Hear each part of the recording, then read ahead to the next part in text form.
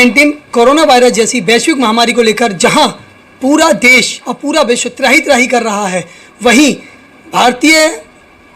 हमारे इस भारत की महिला विंग एक ऐसा कार्य कर रही है जो कि सामाजिक है और सभी महिलाओं के हित में है। मैं इस वक्त बैठा हूं रीना सिंह, हमारी सेवा भारती की मातृ शक्ति विंग की रीना सिंह के साथ, जो कि बौद्धिक प्रमुख हैं आगरा मंडल और प्रदेश की। हम उनसे जानते हैं कि वो इस वक्त क्या कार्य कर रही हैं। भैया, मेरा नाम रीना सिंह है और मैं मातृ मंडल सेवा भारती, जो सेवा भारती की मातृ विंग है, उसकी पालक हूँ प्रांत की, और पश्चिमी उत्तर प्रदेश उत्तराखंड की बौद्धिक प्रमुख हूँ। ऐसे तो संगठन के माध्यम से हम लोग बहुत सारे दायित्व मेरे पास है। पंडित दीनदयाल उपाध्याय धाम है, उसकी मेले की मंत्री हूँ। आगरा में एक हमारा मातृछाया न्यास चलता है, जो बच्चे वहाँ पर एडॉप्शन कराया जाता है उन बच्चों का, उस समिति की मैं प्रमुख हूँ। क्रीड़ा भारती जो खिलाड़ियों के बीच में काम करती है, उसकी प्रांत की महिला प्रमुख हूँ। अभी हम लोग यहाँ पर कोसी में हैं और कोसी में हमारी जो प्रमुख हैं मातृ मंडल सेवा भारती की संयोजिका हैं रुचि जी, उनकी तरफ से एक बाल्मीक बस्ती में एक विशाल आयोजन किया था। इस पूरे कोविड-19 में हमने एक चीज़ जो महिलाओं की बहुत संवेदनशील विषय था, मासिक धर्म को लेकर के, वो हमने महसूस किया कि उस दौरान उनको बहुत ज़्यादा नैपकिन्स की प्रॉब्लम हो रही थी और कई बस्तियों से हमारे पास सूचना आई।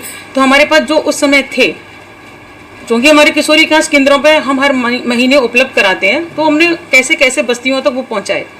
लेकिन ये समस्या का विषय था, सारे लोग जहाँ ये मैन्युफैक्चरिंग करते थे वो मास्क बनाने में लगे हुए थे।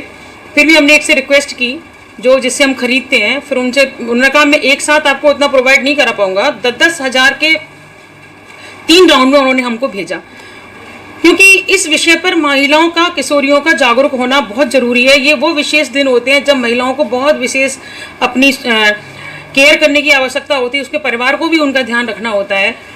तो हमें लगा शायद मुझे इस कोविड-19 में इससे बड़ा सेवा शायद समाज की कोई नहीं हो सकती। ऐसे तो हमने किट भी, मास्क भी बनाना और प्रोवाइड कराए और हज़ारों मास्क अब तक मातृ मंडल सेवा भारती किट भी प्रोवाइड करा चुकी है। खुद बनाना और खुद उनको बांटना, घर घर में हमारी बहनों ने मशीनें रखी और उनको बहनों को प्रोवाइड कराया। तो सारा विषय ये निकल के आया कि इसको क्यों ना पूरे प्रांत स्तर पर ही इसको चलाया जाए। तो उसी का पहले चरण में हमने सबसे पहला जो मथुरा का चयन हुआ, तो अभी आज हमने यहाँ 250 से करीब सैनिटरी नैपकिन्स का वितरण किया है। आगे भी हम रुचि जी के माध्यम से वो ये वितरण करेंगे। जैसा कि इन्होंने बताया, ये महिलाओं के मासिक धर्म को लेकर जो एक बहुत ही महत्वपूर्ण चीज़ होती है, सैनिटरी पैड, उसका वितरण कर रही हैं और मथुरा जिले का में इन्होंने चयन किया है। अब हम जानते हैं कि ये रीना सिंह जी एक अंतर्राष्ट्रीय खिलाड़ी भी रही हैं, तो किस प्रकार इन्होंने एक अंतर्राष्ट्रीय खिलाड़ी होने के साथ साथ इस देशभक्ति और मातृभक्ति में अपना जो सहयोग दिया वो कैसे दिया, इस बारे में जानकारी लेना चाहिए। मैं अंतर्राष्ट्रीय खिलाड़ी थी और जिसमें मैं खेल रही थी। क्या चीज़ खेलती थी? मैं कॉर्फबॉल खेलती हूँ, बास्केटबॉल जैसा एक खेल है, आप जब भी सर्च करेंगे। लेकिन उस खेल की विशेषता ये है कि उसमें लड़के लड़कियाँ मिल के साथ खेलते हैं। मेरे परिवार के लिए बड़ा चैलेंज था 92 में कि एक ऐसे खेल में अपनी लड़की को भेजना जहाँ लड़के भी साथ खेलते हैं। लेकिन मैंने कभी भी पीछे मुड़ के नहीं देखा, भाइयों का सपोर्ट रहा और 2006 में मैं भारतीय टीम की कप्तान बनी। 98 में मुझे पहला चांस मिला अंतर्राष्ट्रीय खेलने का, एशिया एफ्रो चैंपियनशिप। उसके बाद कभी पीछे मुड़ के नहीं देखा। 2006 में एशिया ओशियाना में एज ए कैप्टन मैंने भारत को क्वालिफाई कराया वर्ल्ड कप के लिए और भारत में 3 वर्ल्ड कप लगातार खेलने वाली पहली खिलाड़ी थी। और 2006 में ही मेरा नाम नॉमिनेट हुआ अर्जुन अवार्ड के लिए। लेकिन बाद में मैंने उस पर भी ज़्यादा ध्यान नहीं दिया, क्योंकि मैं संघ से जुड़ गई, राष्ट्रीय भारती से जुड़ गई और सेवा विद्यार्थी परिषद में मैंने सारी पद्धति सीखी। और जिन जिन लोगों का आज मैं यहाँ पर हूँ, संघ के जो काम करती हूँ, सेवा भारती के लिए जो काम करती हूँ, मातृ मंडल सेवा भारती के लिए जो काम कर रही हूँ, वो मुझे संगठन में लाने का सारा श्रेय मेरे भाई और बड़े भाई भवानी सिंह जी, जो अभी प्रदेश के आपके प्रांत के संगठन मंत्री भी हैं, वो आगरा विभाग के विभाग प्रचारक भी रहे हैं, मथुरा जिले के भी प्रचारक रहे हैं।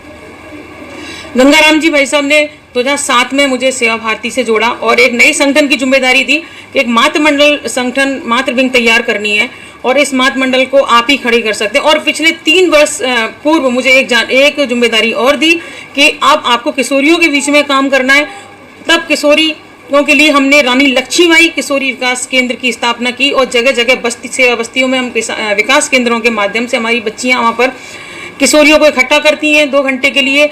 उनको ढपली, ढोलक, लाठी, तलवार, जूडो, कराटे, योग, क्राफ्ट, जो उनको जैसे भी उनको स्वावलंबी बनाया जा सकता है ऐसे विषयों पर उनसे चर्चा करना, समय सामयिक विषयों पर उनसे चर्चा करना और समय समय पर जो एक्सपर्ट होते हैं उन ऐसे पैनलिस्ट को, चाहे वो पुलिस में हो, चाहे वो लॉ के मामले में हो, चाहे वो डॉक्टर हो, ऐसे लोगों से उनकी काउंसलिंग कराना।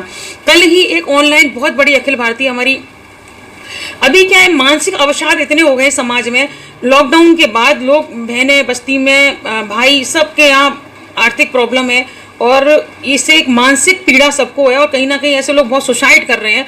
पूरे दिन एक ऐसी वर्कशॉप चलेगी, फिर वो पूरे प्रांत में वर्कशॉप चलेगी, फिर वो जिलों में चलेगी, जिससे कि हमारी बहनें बस्तियों में जाकर सेवा बस्ती की बहनों को, भाइयों को इन मानसिक अवसादों से बात करके, काउंसलिंग करके निकाल सकें।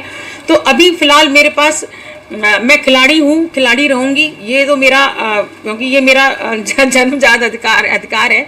इंडिया टीम की कैप्टन रही हूँ और सफल कैप्टन रही हूँ। अपनी कप्तानी में मैंने भारत को 3 से 4 मेडल दिलवाए हैं और एशिया चैंपियनशिप में मैं रनर, हमारी टीम रनर रही, तब भी मैं कैप्टन थी इंडिया टीम की। लेकिन वो देश के लिए उपलब्धि थी, लेकिन मेरे को सब जो मेरे प्रचारक भैया लोग थे उन्होंने कहा कि देश के लिए आपने बहुत कुछ कर लिया, अब समाज के लिए आप जैसी बहनों की ज़रूरत है।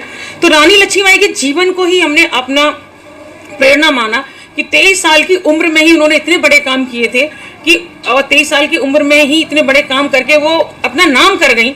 तो क्यों ना इस हमारे किशोरी विकास केंद्र का नाम भी एक ऐसी महान योद्धा के ऊपर होना चाहिए जिसने किसी परिस्थिति में हार नहीं मानी।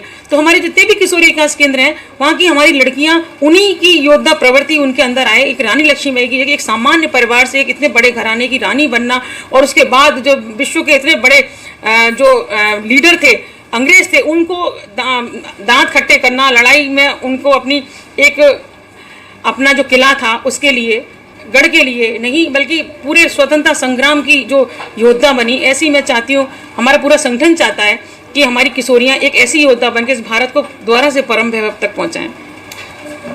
बहुत अच्छी बात है। जहाँ किशोरियों को आज भी घर में रखकर ये कहा जाता है कि नहीं तू लड़की है और लड़कों जैसा काम मत कर और उसको घर में रखा जाता है, ऐसी ही लड़कियों को उस घर से निकालकर और स्वावलंबी बनाना इनका जो ध्येय है। लेकिन अब हम इनसे जानना चाहेंगे कि भविष्य में इनके संगठन द्वारा और क्या क्या योजनाएं हैं जिनको ये पूरा करना चाहेंगी। अभी हमारा भविष्य में संगठन की योजना ये है कि अभी हमारी जिले स्तर पर, महानगर स्तरों पर किशोरी विकास केंद्र हैं। मातृ मंडल सेवा भारती अपना काम कर रही है, भजन मंडली के माध्यम से, संस्कार केंद्र के माध्यम से, सिलाई सेंटर्स के माध्यम से, औपचारिक काउंसलिंग सेंटर, ऐसे बहुत सारे प्रकल्प हैं जो मातृ मंडल सेवा भारती के चलते हैं। लेकिन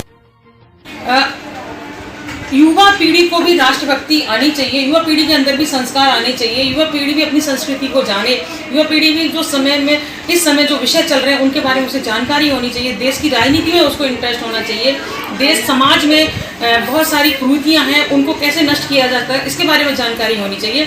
तो हमारा पूरा जो उद्देश्य है वो उद्देश्य ये है कि हर बस्ती में एक किशोरी विकास केंद्र स्थापित होना चाहिए और किशोरियों के द्वारा ही उसको लीड किया जाए, किशोरियों के द्वारा ही उसे ट्रेंड किया जाए, ऐसी ट्रेनिंग जिससे कि बच्ची जब वहाँ से निकले तो एक मजबूत बच्ची होकर के निकले और किसी के सामने झुके नहीं, किसी के सामने दबे नहीं, और वो एजुकेशन से लेकर के शारीरिक तक अपना सर्वांगीण विकास करे, क्योंकि वही प्रकृति की सृजन करता है और दोनों कुलों की रोशनी है। एक कुल के अलावा भी आजकल आप भी देखिए कि जब भी शादी के बाद एकल परिवार की जो प्रवृत्ति बढ़ी है, हमारा विषय किशोरी केंद्र पर यह भी रहता है कि हमें एकल परिवार की बजाय द्वारा से अपने सामूहिक परिवार की प्रवृत्ति किशोरियों में डालनी है, क्योंकि सामूहिक परिवार जब एक साथ रहते हैं, सम्मिलित परिवार एक साथ रहते हैं, तभी एक परिवार का, एक खानदान का विकास होता है।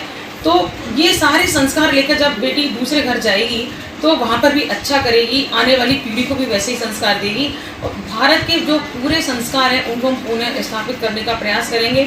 और मैं नहीं जानती इस जीवन में मैं कर पाऊँगी कि नहीं कर पाऊँगी, लेकिन मैं जानती हूँ हमने जो टीम तैयार की है, हमारी जो टीम है, ये टीम जरूर धीरे धीरे करके ये जो लड़ाई है उसको रोकेगी नहीं, आगे चलती रहेगी और एक दिन इस भारत में महिलाओं को वही स्थान मिलेगा जो हमारा सनातन काल में था। महिलाओं को अपना एक अलग स्थान दिलाने के लिए ये जो कार्य कर रही हैं बहुत ही सराहनीय है और मैं इनका बहुत बहुत धन्यवाद देना चाहूँगा कि इन्होंने आज हमारे इस स्टूडियो में आकर हमारे कुछ सवालों का जवाब दिया और महिलाओं को आत्मनिर्भर बनाने के लिए इनकी योजनाएं थी उनको बताई। मैं TV10 के लिए राहुल सक्सेना। बहुत बहुत